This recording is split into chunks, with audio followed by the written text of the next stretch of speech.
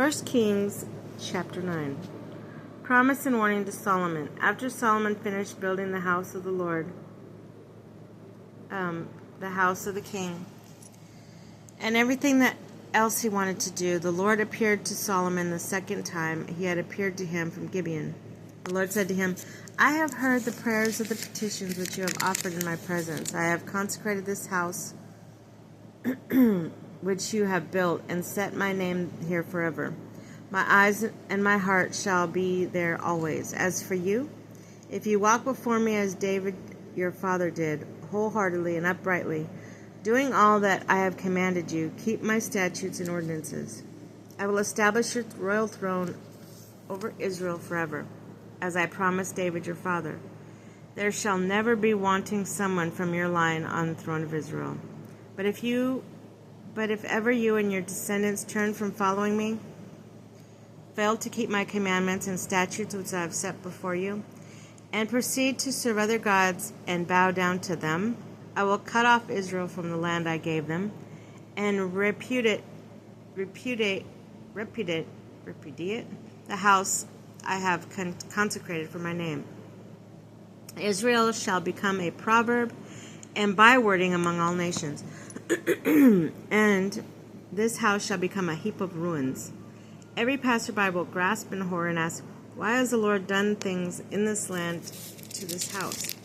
And the answer will come, because they abandoned the Lord their God, who brought their ancestors out of the land of Egypt.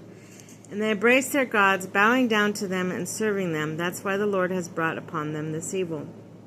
After building the temple, after the 20 years during which Solomon built the two houses, the king of the house of the Lord and their house of the king, Hiram, king of Tyre, supplying Solomon with all the cedar wood, fir, and gold he wished, and Solomon giving Hiram in return 20 cities in the land of Galilee. Hiram left Tyre to see the cities of Solomon had given him, but he was not satisfied with them. He said, Are these the cities you have given me, my brother?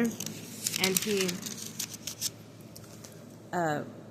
called them the land of Kabul. They are called to this day. Hiram, however, had sent King Solomon 120 talents of gold. This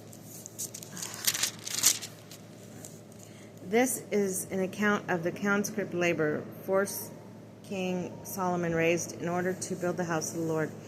His own house, Milo, the wall of Jerusalem, Hazar, Megiddo, Gezer, Pharaoh the king of Egypt had come up, and Gezer, and after them destroyed it by fire, slaying all the Canaanites living in the city, had given it as a farewell gift to his daughter, Solomon's wife. Solomon then rebuilt Gezer, Lower Beth Horon, Baal-Laith, Tamar, in the desert of Judah, all his cities for supplies, cities for chariots, cities for cavalry, and whatever Solomon desired to build in the Jerusalem and Lebanon and in the land under his dominion. All the people who were left, the Amorites, Hittites, Perizzites, Hivites, and Jebusites, who were not Israelites, those of their descendants who were left in the land, whom the Israelites had not been able to destroy under the ban, these Solomon conscripted as forced laborers, as they are to this day. But Solomon made none of the Israelites forced laborers, for they were his fighting force. His ministers, commanders, adjutants, chariot officers, and cavalry. There was 550 overseers answerable to Solomon's governors for the work, directing the people engaged in work. As soon as Pharaoh's daughter went up from the city of David to her house which she had built for her, Solomon built Milo. 3 times a year Solomon used to offer burnt offerings, communion offerings on the altar which he had built to the Lord, and burnt incense before the Lord. Thus he completed the temple. Solomon's gift. King Solomon also built a fleet at Ezon-Geber, which is near the Elath, the shore of the Red Sea, in the land of Edom. To his fleet Hiram sent his own servants, expert tailors with servants of Solomon. They went to Ophir and obtained 420 talents of gold and brought it to King Solomon.